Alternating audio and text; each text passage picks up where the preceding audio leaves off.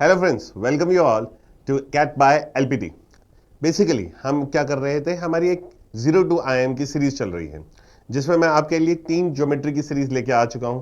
जिसमें फर्स्ट में हमने लाइंस एंड एंगल्स के बारे में बात करी, 2 वीडियोस में हमने ट्रायंगल्स के बारे में बात करी, ट्रायंगल से रिलेटेड क्वेश्चंस के बारे में बात करी। And next now in this fourth video we will be talking about the circles. अब सर्कल्स क्या होते हैं, सर्कल्स में रिलेटेड प्रॉपर्टीज क्या होती है, वो सारी की सारी चीजें हम बेसिक टू एडवांस से जानेंगे एंड कुछ उससे रिलेटेड प्रैक्टिस क्वेश्चंस भी करेंगे। तो चलिए स्टार्ट करते हैं। Now we are going to start with circles. तो सबसे पहली बात होती है कि एक सर्कल की डेफिनेशन क्या कही गई है। मैथ्स में सर्कल को डिफाइन कैसे किया गया है कि मैथ्स में डेफिनेशन क्या कहती है एक सर्कल की। तो एक सर्कल की डेफिनेशन मैथ्स में ये कही गई है that it is a set of points on the plane which lie at a fixed distance। तो बेसिकली एक सेट ऑफ पॉइंट्स है एक ही प्लेन के अंदर। a circle is एक ही प्लेन में होता है वो सारे point that lie on a fixed distance from a fixed point। one and only one circle passes through the 3 non-collinear points। तो बेसिकली क्या कह रहा है, a circle is a set of point on the plane which lie at a fixed distance। आप ऐसे भी कह सकते हो the locus of the set of points on in a single plane। ऐसे भी कह सकते हो the locus of the points। ठीक है, ये भी कहा जा सकता है। तो ये यहाँ पे कहा गया कि सर देखो एक पॉइंट था, यहां से एक कुछ पर्टिकुलर डिस्टेंस पे एक पॉइंट बनाया गया, फिर यहां से कुछ एक पर्टिकुलर डिस्टेंस पे ये पॉइंट बना गया। जितनी दूरी यहां से यहां की ली गई उतनी ही दूरी यहां से यहां की ली गई, इतनी ही दूरी यहां से यहां की ली गई, इतनी यहां से ली गई। तो ये जो एक पॉइंट का इस तरीके से बना, इसको क्या कहा गया, तो locus of the points. Basically कहा गया तो लोकस ऑफ द पॉइंट्स जो कि एक पर्टिकुलर प्लेन में लाए करें, एक ही प्लेन में लाए करें, उन्हें कहा जाता है सर्कल। जब इन लास्ट वाले पॉइंट्स को मैंने जोड़ा तो ये क्या हो गया, एक फिगर बन गया जिसे हमने नाम दिया एक सर्कल का। अब सर्कल के अंदर बहुत सारे पार्ट्स होते हैं बेसिकली। तो सबसे पहले होता है इसका part that is called as centre. कि सेंटर क्या होता है, सेंटर वो पॉइंट होता है, जैसे ये मैंने एक सर्कल बनाता हूं तो, और ये मैंने एक सर्कल बनाया तो this would B it centre. Centre से क्या होता है, यहां से ये डिस्टेंस बराबर होगा, ये डिस्टेंस बराबर होगा, ये डिस्टेंस बराबर होगा, ये डिस्टेंस बराबर होगा। ये सारे के सारे डिस्टेंस क्या होंगे, हमेशा एक दूसरे के बराबर होते हैं। तो सर्कल का एक सेंटर होता है जिससे कि सबकी डिस्टेंस क्या होता है, सर्कमफ्रेंस पर आने वाले पॉइंट्स के डिस्टेंस क्या होता है, बराबर होते हैं। This is called as the circumference of the circle. तो सर्कमफ्रेंस तक का जो भी डिस्टेंस होगा सेंटर से वो हमेशा बराबर होता है। The fixed point from which all the points on the circle are equi distance. मतलब डिफाइन कैसे किया गया, डेफिनेशन में ये बोला गया है कि सेंटर क्या है, सेंटर एक ऐसा पॉइंट है सर्कल का जहां से सारे के सारे जो सर्कमफ्रेंस पे पॉइंट्स हैं उन सबका डिस्टेंस क्या इक्वल है। जैसे यहां पर देखिएगा, अगर फॉर एग्जांपल यहां से यहां तक का एक पॉइंट था, ये यहां से यहां था, यहां से यहां था, यहां से यहां था, तो ये पर्टिकुलर यहां से कैलकुलेट कर रहा है। तो ये जो डिस्टेंस यहां से लेके यहां तक का है, यहां से ये जो डिस्टेंस है that is called as the centre, जहां से डिस्टेंस कैलकुलेट किया जा रहा है। तो एक फिक्स पॉइंट से एक सेंटर क्या है आपका, फिक्स पॉइंट है from which all the points on the circle are equidistant, from which all the points on the circle are equidistant। तो उसे हम कहते हैं सेंटर, उसे क्या कहते हैं हम, सेंटर कहते हैं। Moving towards the next is the radius. तो रेडियस क्या होता है, the distance from which the centre to any point of the circle, the distance to which any point on the circle. यानी ये वाला जो डिस्टेंस है, देखो यहां से सेंटर से सर्कमफ्रेंस तक, सेंटर से सर्कमफ्रेंस तक ये जो डिस्टेंस है इसे हम रेडियस कहते हैं। जैसे ये यहां से ले लो और ये वाला डिस्टेंस, ये वाला डिस्टेंस, ये क्या है आपका, एक रेडियस है। यहां से ये वाला डिस्टेंस बेसिकली ये क्या रेडियस है। मतलब सेंटर से सर्कमफ्रेंस तक की दूरी, सेंटर से सर्कमफ्रेंस तक की दूरी वो क्या कहलाई आपकी, रेडियस कहलाई, वो कहलाई आपकी रेडियस। डायामीटर क्या होता है, बेसिकली डायामीटर का मतलब होता है diameter the longest chord of the circle passing through the centre, it is twice the radius. तो अभी इसको कॉर्ड की डेफिनेशन से नहीं देखते हैं, इसको हम ऐसे देखेंगे कि जैसे ये एक सर्कल है, ये एक सेंटर है। तो सर देखो यहां से यहां तक अगर मैं करता हूं, एक सेकेंड, यहां से यहां तक ये तो कहलाई, ये सर्कल का सेंटर है, तो यहां से यहां तक की रेडियस कहलाई। अब इसी पॉइंट को मैंने यहां से पीछे की तरफ इलोंगेट कर लिया, तो ये भी क्या रेडियस कहलाई। ये एक सेंटर है, ये रेडियस है, ये रेडियस है। तो अगर यहां से यहां तक देखता हूं रेडियस है, यहां से यहां देखता हूं रेडियस है, लेकिन अगर इस पॉइंट से, इस पर्टिकुलर पॉइंट से इधर तक देखूं डायरेक्टली, तो ये जो पूरा बनेगा this is called as diameter. इसे क्या कहते हैं हम, डायामीटर कहते हैं। And diameter is nothing, it is twice of radius. And diameter is nothing, it is twice of radius. Diameter क्या होता है, रेडियस का दुगना होता है। डायामीटर हमेशा रेडियस का दुगना होता है। तो याद रखिएगा डायामीटर क्या है, रेडियस का दुगना है और कुछ नहीं है। ठीक है, क्या है, अगर विजुअलाइज करना है तो जैसे ये वाला, ये जो लाइन यहां से लेके यहां तक, सरकमफ्रेंस एक सर्कल की दूसरी सरकमफ्रेंस तक जो ये ऑपोजिट एंड्स में जो लाइन बनी है जो सेंटर से पास हो रही है उसे डायमीटर कहेंगे। वापस रिपीट करता हूं, एक सरकमफ्रेंस यहां पे लिया, एक सरकमफ्रेंस आप यहां पे लिया, ऑपोजिट पॉइंट्स की तरफ लिया आपने, ऑपोजिट पॉइंट, जैसे इस तरफ देखो, ये देखिए दोनों हाथ की तरफ देखिए, तो ये ऑपोजिट पॉइंट्स है, यहां से लेके यहां तक की एक लाइन, ये क्या कहलाई, आपकी एक डायमीटर कहलाई। उसी तरीके से जैसे यहां पे देखो, ये एक ऑपोजिट, जैसे यहां से ये देखो, ये ऑपोजिट पॉइंट है, ये ऑपोजिट पॉइंट है, दोनों एक दूसरे के ऑपोजिट में है, सरकमफ्रेंस तक, ये क्या कहलाए, मेरी डायमीटर कहलाए, this is called as diameter. और डायमीटर क्या होता है, 2r होता है, diameter is equals to twice of radius, it is twice the radius, याद रखिएगा diameter. Talking about the next point, it is called as a chord. Chord क्या होती है, दो पॉइंट्स को ज्वाइन करने वाली line, a line segment joining any two points on the circle. यानी जैसे ये देखो, यहां पे एक पॉइंट लिया, यहां पे एक पॉइंट लिया, इनको ज्वाइन किया, ये कॉर्ड बन गई। इन द सेम वे यहां पे एक पॉइंट लिया, यहां पे एक पॉइंट लिया, इनको ज्वाइन किया, ये एक कॉर्ड बन गई। यहां पे एक पॉइंट है, यहां पे एक पॉइंट है, इनको ज्वाइन किया, ये कॉर्ड बन गई। तो बेसिकली कॉर्ड का मतलब सिर्फ इतना सा है कि भाई दो ऑपोजिट पॉइंट, दो पॉइंट्स को ज्वाइन करने वाली लाइन, उसे कॉर्ड कहते हैं। अब यहां पे जो डेफिनेशन थी, longest chord of the circle passing to the centre, that is diameter. तो डायमीटर भी आपका एक कॉर्ड ही होता है। जैसे यहां से लेके यहां तक देखो पॉइंट्स को, तो ये भी ज्वाइन कर रही है, तो ये कॉर्ड हो गई, लेकिन सेंटर से पास होने की वजह से ये डायमीटर कहलाई। डायमीटर में कॉर्ड से सिर्फ एक ही प्रॉपर्टी डिफरेंट है, डायमीटर कॉर्ड ही है, लेकिन वो सेंटर से पास हो रही है, इसलिए डायमीटर कहलाती है। और याद रखिएगा, diameter is the longest chord of the circle. सबसे बड़ी लाइन एक सर्कल की क्या होती है, डायमीटर होती है, ये बात ध्यान रखिएगा। आई थिंक सो क्लियर है। तो we have talked about centre, we talked about radius, we talked about diameter and the chord. ठीक है, चार चीजों के बारे में बात करी। गोइंग फॉर द नेक्स्ट, अगला देखिएगा प्लीज, आर्क। आर्क क्या होता है, जैसे ये एक सर्कल है मेरा, ये एक सर्कल है, ये एक सेंटर हो गया, यहां से लेके यहां तक ये जो सरकमफ्रेंस का ये जो हिस्सा है ये कहलाया आर्क।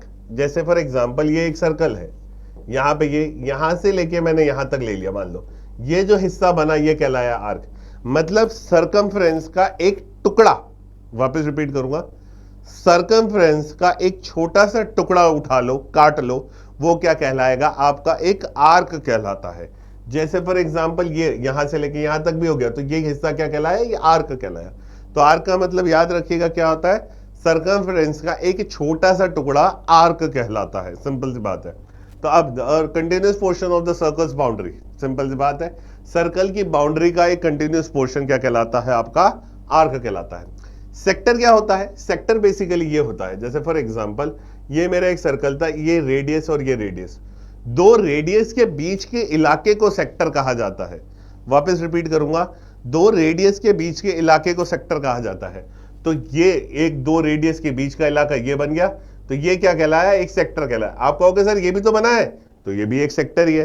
तो इसको हम ऐसे कहते हैं, ये कहलाता है आपका मेजर सेक्टर और ये कहलाता है मेरा माइनर सेक्टर। ये क्या कहलाता है, माइनर सेक्टर कहलाता है। तो बेसिकली याद रखिएगा, दो रेडियस के बीच के इलाके को आप सेक्टर कहते हो। वापस यहां पे ड्रॉ कर लेता हूं, जैसे ये मैंने कहा एक ये रेडियस है और एक ये रेडियस है, तो ये जो इलाका, ये वाला जो इलाका है ये कहलाएगा सेक्टर, बेसिकली ये सेक्टर कहलाता है।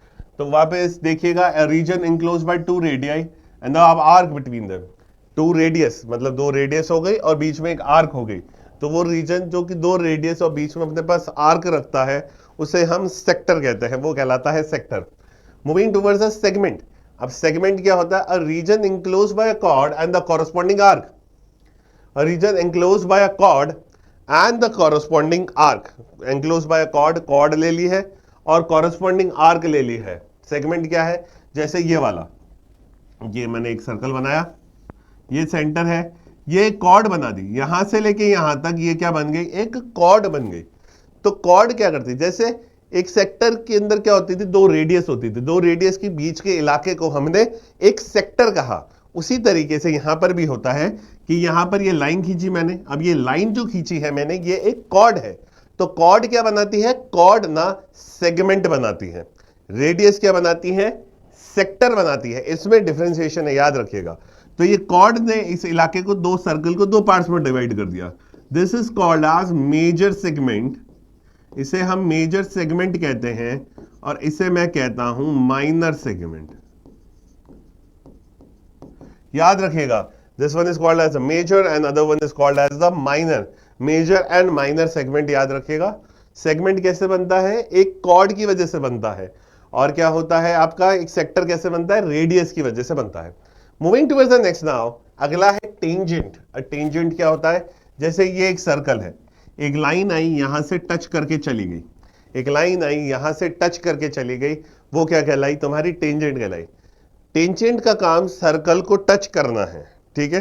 सर्कल को वो अंदर नहीं आती है, वो सिर्फ बाहर से ही टच करके चली जाती है। This is called as tangent. तो जैसे ये एक टेंजेंट हो गई, फॉर एग्जांपल मैंने यहां से एक लाइन बनाई, तो ये टच करके जा रही है अगर, तो यहाँ पे ये टेंजेंट हो गई, ये वाली लाइन ऐसे गई, तो ये क्या हो गई? यहाँ पर एक टेंजेंट हो गई। तो टेंजेंट क्या होती है? एक ऐसी लाइन जो सर्कल को टच करके जाती है।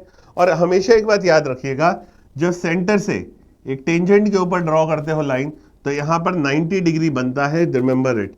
ये एक सर्कल का सेंटर है, आपने टेंजेंट पे लाइन ड्रॉ करी, तो जैसे टेंजेंट पे एक सेंटर से जैसे रेडियस गिरती है एक टेंजेंट पर, वापस एक सेंटर से जैसे रेडियस गिरती है एक टेंजेंट पर, वो 90 डिग्री एंगल बनाती है टेंजेंट के साथ। जैसे फॉर एग्जांपल यहाँ पे ये यहाँ पे टच कर रही है, तो this would be your 90 degree का एंगल, रिमेंबर इट। तो आई थिंक सो क्लियर है। तो टेंजेंट भी समझ में आई होगी कहानी आपको। नाउ गोइंग फॉर सीकेंट, कि सर ये सीकेंट क्या है? तो सीकेंट क्या होता है? जैसे टेंजेंट ही तो क्या होती है? टच करके चली जाती है, लेकिन सीकेंट ऐसा नहीं होता। सीकेंट क्या करता है? ऐसा आता है, चूं। तो this is P, this is A, this is B, then PB is the secant. मैं क्या कहूंगा? एक पीबी क्या है? मेरा सीकेंट है। सीकेंट एक बाहर के पॉइंट से निकलता है और सर्कल को दो पार्ट्स में डिवाइड कर देता है। तो secant, a line that intersect the circle at 2 points, यानी ये देखो ए और बी दो पॉइंट्स पे इंटरसेक्ट कर रहा है, तो that is called as secant. तो सीकेंट का काम क्या होता है? A line that intersect the two circles, ठीक है, सॉरी टू सर्कल्स नहीं, a line that intersect the circle at 2 points, दो पॉइंट्स पर इंटरसेक्ट करता है, उसे हम कहते हैं सीकेंट कहते हैं। तो आई think so I am clear with the concept और टर्मिनोलॉजीज ऑफ द सर्कल। जो भी टर्मिनोलॉजीज है सर्कल की, वो आपको समझ में आ गई होगी कि सर क्या क्या टर्मिनोलॉजीज हैं। तो हमने centre, radius, diameter, chord, arc, sector, segment, tangent and the secant, तो अपन ने इस सब के ऊपर बात कर ली कि क्या क्या चीजें होती हैं, ठीक है ना। आई थिंक सो क्लियर है कहानी, यहां तक की पार्ट आपको समझ में आ गया होगा। चलिए moving to the next now, अब इसमें बात करते हैं सर्कल के एरिया की, जो आई थिंक सो सबको पता ही है। एक सर्कल का एरिया क्या होता है, ये आई थिंक सो सबको पता है कि क्या होता है। तो सर्कल का एरिया पहले मैं इसे बता देता हूं। ओके, तो सर्कल का जो एरिया होता है that is defined as 2 pi are square. Sorry, क्या लिख रहा हूं, I am sorry, just second. हाँ, तो एक सर्कल का एरिया होता है पाई आर स्क्वायर। एक सर्कल का एरिया क्या डिफाइन किया गया है? पाई आर स्क्वायर डिफाइन किया गया है। और एक सर्कल का circumference that is 2 pi are, that is 2 pi r, इस तरीके से डिफाइन किया गया है। अब एक सर्कल के अंदर एरिया और सर्कमफ्रेंस नहीं होता है, और भी बहुत सारी चीजें होती है, जिसमें सबसे पहले आता है सेक्टर, ठीक है। सेक्टर का एरिया, एरिया ऑफ सेक्टर वो आपसे पूछता है। तो एरिया ऑफ सेक्टर क्या होता है, प्लीज देखिएगा। जब भी यहाँ पे एक सर्कल ऐसे बना, ये एक सेंटर है, यहाँ पे मैंने दो रेडियस बनाई, ये एक यहाँ पे जब भी सेक्टर बनता है ना बेटा, तो वो बीच के अंदर एक एंगल बनाता है थीटा। वापस रिपीट करूंगा, जब भी एक सेक्टर बनता है वो बीच के अंदर एक एंगल बनाता है थीटा। अब वो थीटा बनाता है तो ये एरिया पूछता है कि सर बताओ ये एरिया क्या होगा। तो एरिया ऑफ सेक्टर क्या होता है बच्चा? Theta upon 360 into pi are square. Remember it, sector का एरिया क्या होता है? Theta upon 360 into pi are square. और वो आपसे अब दूसरी चीज और पूछ सकता है, that is length of arc. Arc की लेंथ क्या होगी? तो लेंथ ऑफ आर्क यानी ये हिस्सा वो पूछेगा कि सर बताओ ये ए और बी के बीच में जो हिस्सा है वो क्या है? सर्कल की बाउंड्री का ए और बी के बीच में जो हिस्सा है वो क्या है? Length of arc. तो length of arc is nothing but theta upon 360 into 2 pi are, that is length of arc, theta upon 360 into 2 pi R. और सेक्टर का एरिया क्या होता है? Theta upon 360 into pi are square. I think so याद रखिएगा आप ये चार फॉर्मूला। एक और चीज होती है सेमी सर्कल, एक और चीज होती है मेरी सेमी सर्कल की। तो बेटा सेमी सर्कल क्या होता है? एक सर्कल को आधा कर दो तो that becomes a semi circle, semi circle बन जाता है, नॉर्मल सी बात। तो ये जो बनता है, ये ऊपर वाला हिस्सा क्या हो गया? Semi circle. नीचे वाला हिस्सा अलग अलग कर दोगे तो सेमी सर्कल बन गया। तो सेमी सर्कल का जो एरिया होता है that is pi are square by 2। याद रखिएगा, सेमी सर्कल का एरिया क्या हो जाता है? Pi are square by 2। And इसका जो सरकमफ्रेंस होता है, इसका जो सरकमफ्रेंस होता है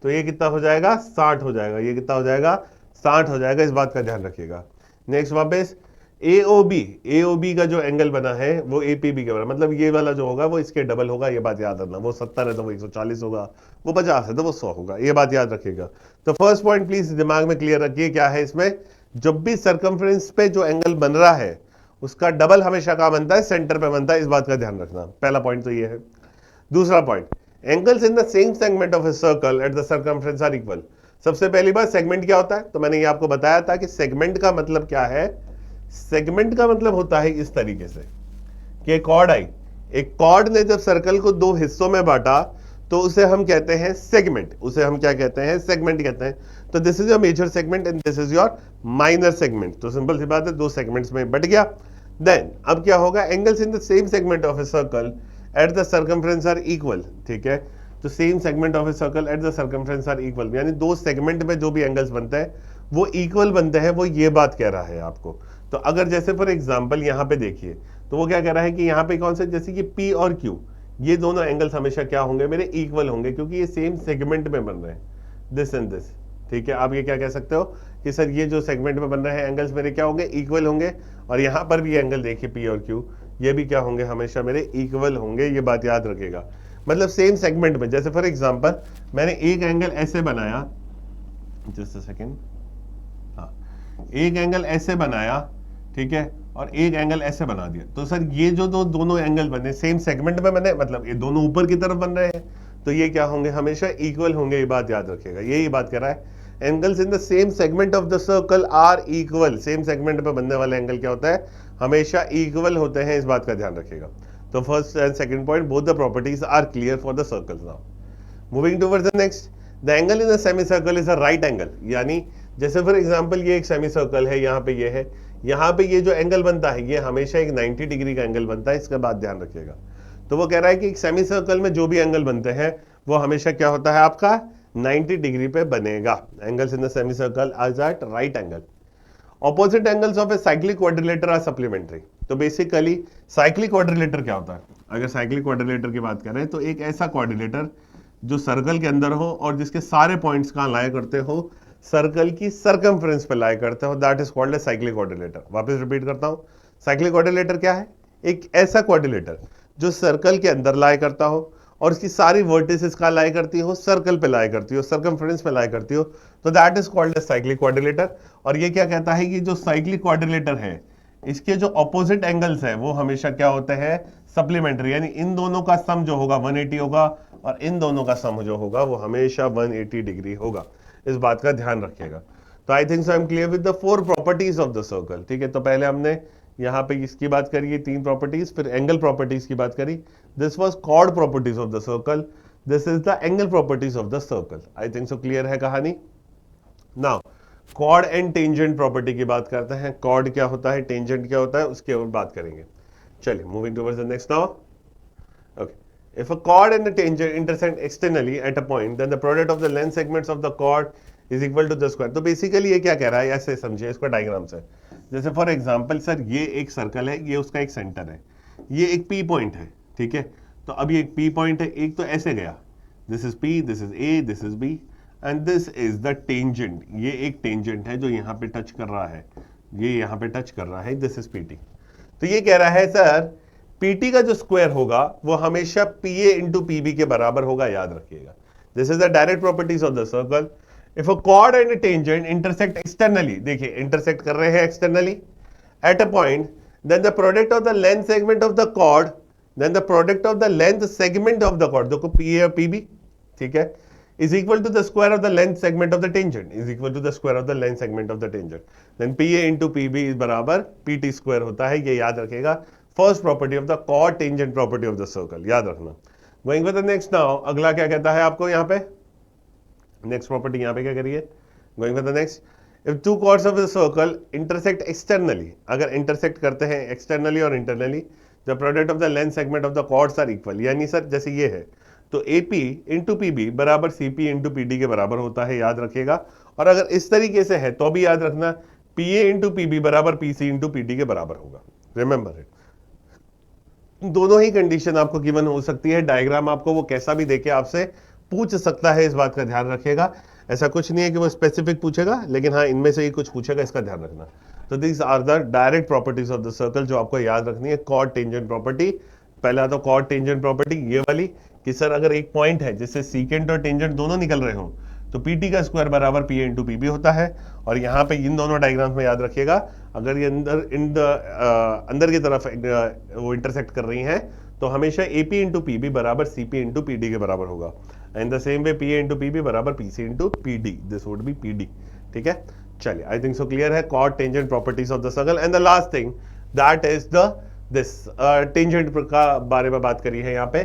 this is called as your, ये वाली जो चीज है ये कहलाती है आपकी डायरेक्ट कॉमन टेंजेंट।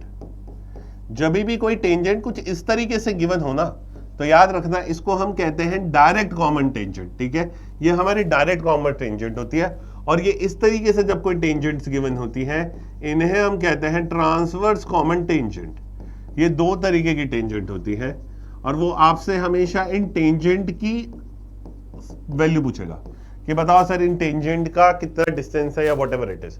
तो याद रखिएगा distance between the centre square minus R1 minus R2 if it is the case of A direct common tangent.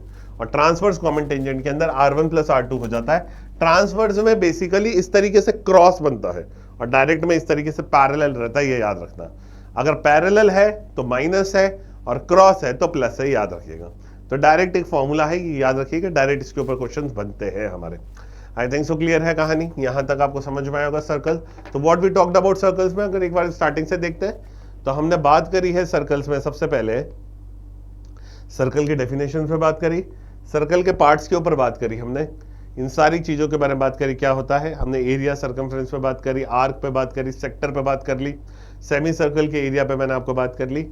Then properties of the circle पे मैंने बात करी कि chord properties of the circle क्या क्या होती है, उसके ऊपर बात करी हमने।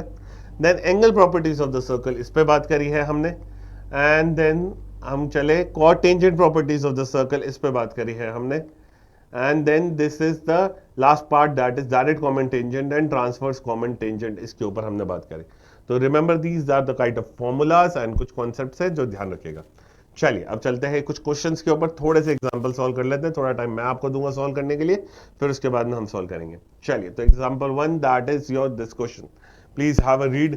क्वेश्चन क्या कह रहा है, क्वेश्चन क्या कहना चाह रहा है, उसे प्लीज एक बार समझिए कि क्या बातें हो रही हैं इधर। So now what's the question says, अब देखते हैं क्वेश्चन क्या कह रहा है।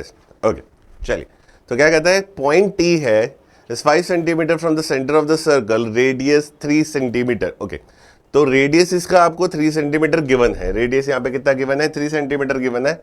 और O और T के बीच का जो डिस्टेंस है वो आपको गिवन है, दैट इज योर 5 सेंटीमीटर का डिस्टेंस। ये आपको गिवन है कि ये 5 सेंटीमीटर का आपका डिस्टेंस है। तो ये 3 है। तो देखो यहां से मैंने आपको एक प्रॉपर्टी बताई थी कि जब भी कोई एक टेंजेंट होता है और रेडियस उसके ऊपर गिरती है, रेडियस उसके ऊपर बनाई जाती है, तो हमेशा याद रखिएगा वो 90 डिग्री का एंगल बनाता है।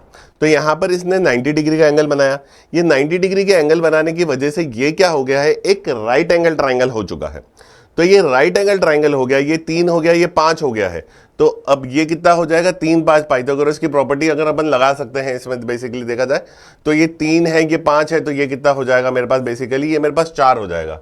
तो वो पूछ रहा है calculate the length of the tangent from T to the circle. तो बेसिकली ये T की लेंथ क्या हो गई है, PT की लेंथ कितनी हो जाएगी, मेरे पास 4 हो जाएगी। एकदम बेसिक सा क्वेश्चन था ये, एकदम बेसिक सा क्वेश्चन। इसके अंदर 2 चीजें इस्तेमाल हुई। पहला, एक प्रॉपर्टी याद रखिएगा, रेडियस जब भी टेंजेंट पे गिरती है तो 90 डिग्री बनाती है।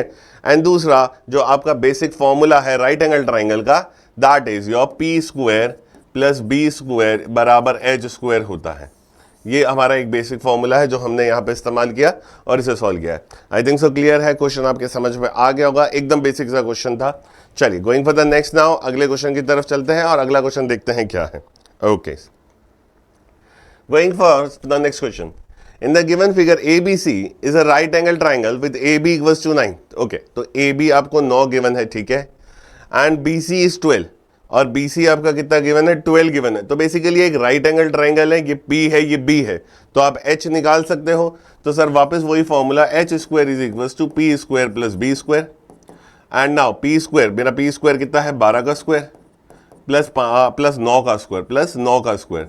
तो that is 144 plus of 81 this becomes 225, तो एच स्क्वायर बराबर 225, तो एच की वैल्यू कितनी आ गई बच्चा मेरे पास 15, तो ये पूरी टोटल जो वैल्यू आ जाएगी ये कितनी आ जाएगी मेरे पास 15 की टोटल वैल्यू आ जाएगी मेरे पास, ठीक है। तो मेरे पास जो मेरा ये हाइपोटेनस होगा, जो मेरे पास ये हाइपोटेनस है, इसकी वैल्यू कितनी है 15 सेंटीमीटर की, इसकी वैल्यू आपको गिवन हो गई है, हमने निकाल दिया बेसिकली।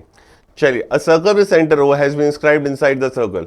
अब एक सेंटर ओ सर्कल, इसको आपने सेंटर के अंदर बनाया है, मतलब एक सर्कल बनाया है ट्राइंगल के अंदर, और वो पूछ रहा है calculate the value of x the radius of the inscribed circle. तो बेसिकली वो इस एक्स की वैल्यू पूछ रहा है, ये एक्स, और ये एक्स यहां से लेके यहां तक है, तो बेसिकली ये क्या कह रहा है कि सर ये तो रेडियस ही है सर्कल की, ये क्या है रेडियस ही है सर्कल की, अगर बात करी जाए तो ये भी एक रेडियस ही है एक सर्कल की, ये भी क्या है आपकी रेडियस है सर्कल की, ये सारी की सारी क्या है रेडियस है सर्कल की।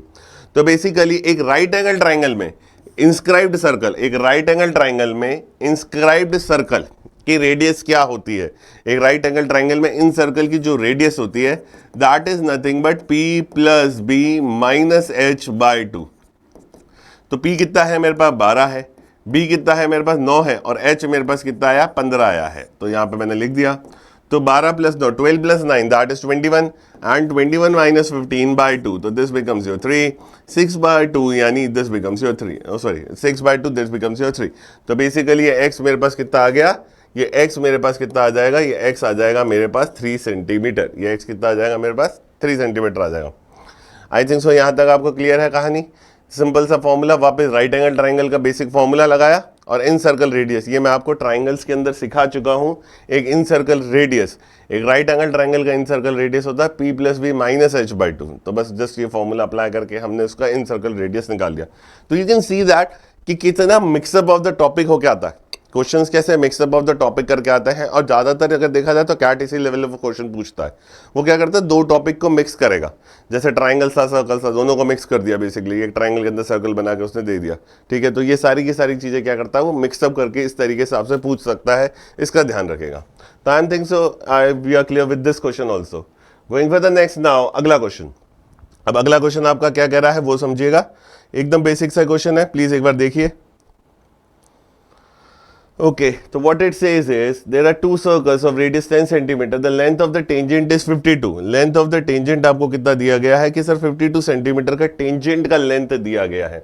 यानी अगर बात करी जाए तो मैं यहां से समझने की कोशिश करूं तो दिस इज अ टेंजेंट, ये एक टेंजेंट है, और ये कौन सी टेंजेंट है, this is called a transverse common tangent. इसे हम क्या कहते हैं TCT, ट्रांसवर्स कॉमन टेंजेंट, जो मैंने यहाँ पे आपको बात बोली थी, यहाँ पे हमने ये बात करी थी इसमें, क्योंकि डिस्टेंस बिटवीन, तो this is your transverse common tangent, ये ट्रांसवर्स कॉमन टेंजेंट है। इसका फॉर्मूला क्या होता है, डिस्टेंस बिटवीन सेंटर का square minus R1 plus R2, distance between centre का square minus R1 plus R2, याद रखिएगा। तो हम यहाँ पे अप्लाई करते हैं। ओके, तो what it says is there are two circles of radius 10 centimetre each. Okay, तो अच्छा 10 सेंटीमीटर ईच, तो ये भी 10 है और ये भी कितना है आपका 10 है, कोई दिक्कत नहीं है। The length of the tangent is 52, यहां से लेके यहां तक की लेंथ आपको कितनी दे रखी है, 52 सेंटीमीटर की लेंथ दे रखी है। ओके, तो वो आपसे पूछ रहा है फाइंड द लेंथ, अच्छा okay sorry, the length of tangent, अच्छा ये वाली वैल्यू गिवन है, this is the value given, ये कितना दे रखा है आपको 52 सेंटीमीटर दे रखा है। अच्छा, तो इसमें दोनों ही टेंजेंट दे दी इसने, एक डायरेक्ट कॉमन टेंजेंट भी दे दी और एक उसने क्या करा है आपको ट्रांसवर्स कॉमन टेंजेंट, तो दोनों ही इसके अंदर आपको गिवन है, दोनों ही आपको गिवन है। तो अब वो आपसे पूछ रहा है कि सर बताइए लेंथ ऑफ CD, यानी वो आपसे इसकी वैल्यू पूछ रहा है, यानी ये ट्रांसवर्स कॉमन टेंजेंट की वो आपसे क्या कर रहा है वैल्यू पूछ रहा है कि बताइए कि CD की लेंथ क्या होगी, CD कितना होगा वो मेरे को जानना है। ओके, तो लेंथ ऑफ CD निकालना है आपको, तो सिंपल सी बात, तो बस फॉर्मूला अप्लाई करिए और कुछ नहीं करना है। तो फॉर्मूला क्या कहता है मेरा, सबसे पहले मेरा फॉर्मूला क्या कहता है चेक करते हैं। तो फॉर्मूला कहता है डिस्टेंस बिटवीन द सेंटर का whole square, distance between centre का होल स्क्वायर। ओके, तो डिस्टेंस बिटवीन द सेंटर, वो सेंटर का whole square that is this one, तो क्या सर यही होगा।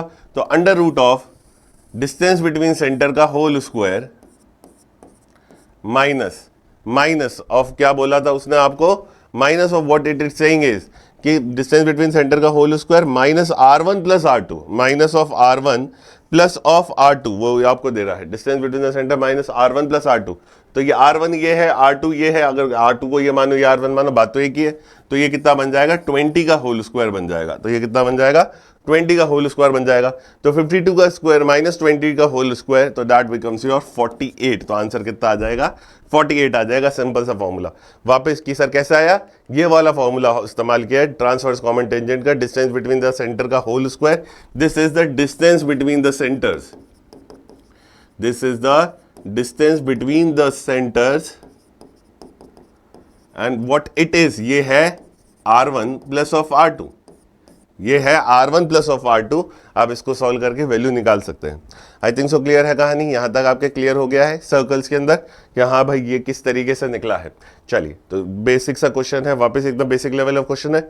बेसिक लेवल ऑफ क्वेश्चन इसलिए इंक्लूड करें ताकि जो हमने प्रॉपर्टीज पढ़ी हैं उनका इंप्लाई कैसे होता है, वो किस तरीके से लगती हैं, तो वो हम समझ सके। तो इसलिए मैंने बेसिक लेवल ऑफ क्वेश्चंस को इंक्लूड किया है। Going for the next now, अगला क्वेश्चन देखते हैं। अगला क्वेश्चन, ओके चलिए, ओके। तो the next question is this, please have a read. आप एक बार इसको रीड करें कि क्वेश्चन क्या कह रहा है। तो ACD, this is A, C and D। तो वो आपको गिवन है कि सर ACD ये 52 गिवन है, कोई दिक्कत नहीं है। एंड BAC इज 42 डिग्री, ये कितना है आपका 42 डिग्री है, सिंपल सी बात है। And what it saying is 42 degree, आगे आगे आगे। And DE is a tangent at C, अच्छा DE is a tangent at C, यहां पर ये C एक टेंजेंट है DE, ठीक है। And what is the value of X, Y and Z, तो वो आपसे पूछ रहा है बताइए सर इस X की वैल्यू क्या होगी, इस Y की वैल्यू क्या होगी और इस Z की वैल्यू क्या होगी, आपसे वो ये पूछ रहा है। वो आपसे क्या कह रहा है, X, Y और Z की वैल्यू आपसे पूछ रहा है कि सर बताइए इनकी वैल्यूज क्या होगी। ओके, तो अब मैं सबसे पहले स्टार्ट करता हूं, देखो स्टेप बाय स्टेप करिए, स्टेप बाय स्टेप समझिए कि स्टेप बाय स्टेप कैसे कर सकते हैं। अब आपको ACD तो 52 गिवन ही है, दिस ACD इज 52, ये तो मेरे को गिवन ही है, नॉर्मल सी बात है, इसमें तो कोई दिक्कत ही नहीं है।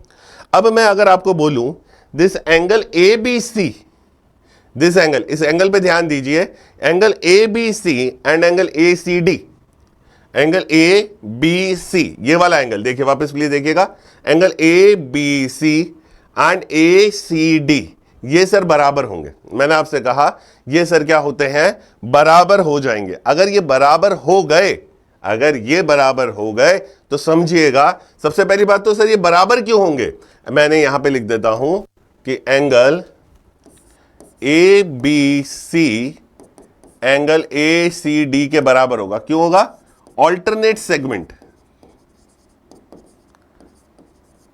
ऑल्टरनेट सेगमेंट थ्योरम की वजह से क्या होता है, ये बराबर हो जाते हैं, ये क्या हो जाते हैं आपके बराबर हो जाते हैं। तो ये 52 है, तो यहां से क्या पता चला कि सर ये जो एंगल है आपका ये X, ये भी कितना हो जाएगा 52 डिग्री हो जाएगा।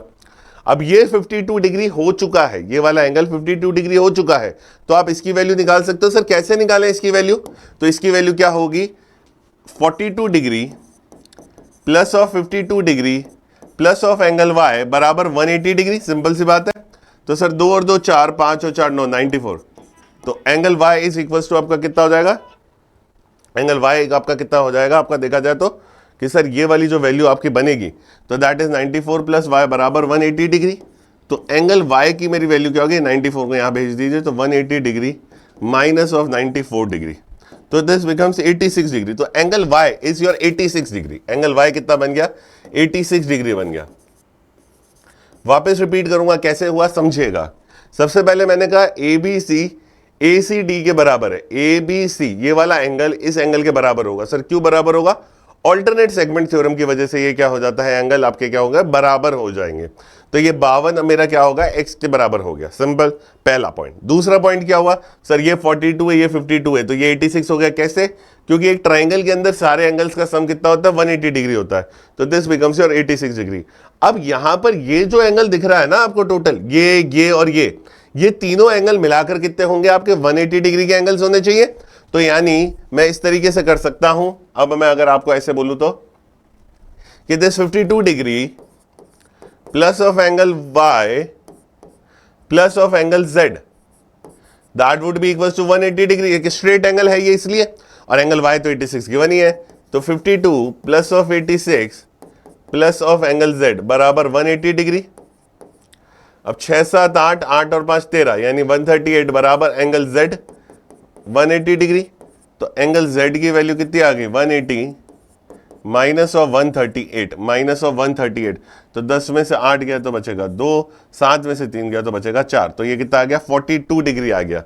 तो this angle Z is of 42 degree, this angle Z is of 42 degree.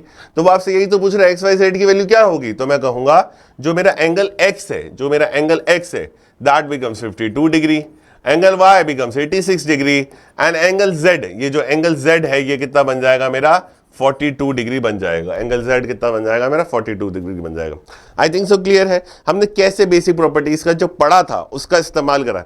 मैं हर वीडियो में यही कोशिश करी कि जो भी हम पढ़े उसके कुछ क्वेश्चंस कर लें ताकि आपको थोड़ा सा रिलैक्स फील हो उसमें। तो आई थिंक सो अब ये किस तरीके से बना, आई थिंक सो क्लियर है कहानी, यहां तक आपको समझ में आ गया होगा चीजें, ठीक है। तो here we complete with the circles part, circles यहाँ पे खत्म होता है। मैक्सिमम प्रॉपर्टीज मैंने इंक्लूड कर दी थी इसमें, जो हो सकता था वो अपन ने सारी की सारी चीजें पढ़नी है। अब आपका काम क्या रहता है कि जैसे इसका रिविजन करें, एक बार रिवाइज करें, सही से समझ लें। अगर कोई डाउट्स आता है तो आप प्लीज कमेंट सेक्शन में लिख के मेरे को बता देना कि हाँ ये सर ये डाउट है या what ever kind of a doubt is, वो आप मेरे को कमेंट सेक्शन में जरूर बता देना, तो हम उसके ऊपर भी बात कर लेंगे। ये आपको करना है। दूसरा, जैसे रिवाइज हो तो go for your handouts और मॉड्यूल्स और whatever you have the kind of a material you are solving, तो जस्ट गो फॉर दैट। तो वो आप रेगुलर सॉल्व करें ताकि कंसेप्ट क्लियर हो जाए। जैसे कंसेप्ट क्लियर हो जाए, कोई भी डाउट है तो प्लीज आप कमेंट सेक्शन में मेरे को जरूर बता देना, तो वी विल सॉल्व इट। हम उसको देखेंगे किस तरीके से सॉल्व कर सकते हैं, और सारी की सारी चीजें सोल्यूशन या what ever kind of you, if you have any kind of A suggestion, for example अगर आपको कुछ पढ़ना है या कुछ भी हो तो आप वो भी कमेंट सेक्शन में लिख के मुझे जरूर बताना, तो we will look towards it also. I think यहाँ तक क्लियर है कहानी। तो this completes with the circles part. Next part में हम क्या करेंगे, मेंसुरेशन पे बात करेंगे। मेंसुरेशन के फॉर्मूलाज देखेंगे, 2D एंड 3D हम वो कंप्लीट करेंगे। Then we will be going for one of the practice sessions for whole of geometry and mensuration, ठीक है। तो फिर हम उसके ऊपर बात करेंगे। आई थिंक सो क्लियर है कहानी यहाँ तक में कोई दिक्कत नहीं है, आपको समझ में आ गया होगा। तो व्हाट क्या क्या हो चुका है हमारा, हमने बेसिकली सबसे पहले स्टार्ट किया था लाइंस एंड एंगल्स पे। सबसे पहले हमने लाइंस एंड एंगल्स पे स्टार्ट किया, फिर हमने ट्राइंगल्स पढ़ा। ट्राइंगल्स को 2 पार्ट्स में पढ़ा, पूरा ट्राइंगल्स हमने incircle, out circle, circumcentre, type of triangle, सारी की सारी बातें कर ली हमने। And then we started with the circles and then we have completed with the circles also. तो ज्योमेट्री का फर्स्ट पार्ट यहाँ पे, ये ज्योमेट्री का पार्ट खत्म हो गया। अब चालू होगा मेंसुरेशन का part. We will start with the mensuration formulas, उससे रिलेटेड क्वेश्चंस और वो सब, and then we will going for the practice sessions of it. I think so clear है कहानी। Till then I think so solve करो, अच्छे से solve करो। कोई भी डाउट हो तो प्लीज कमेंट सेक्शन में जरूर बताना। आई थिंक क्लियर है। चलिए, थैंक यू वेरी मच।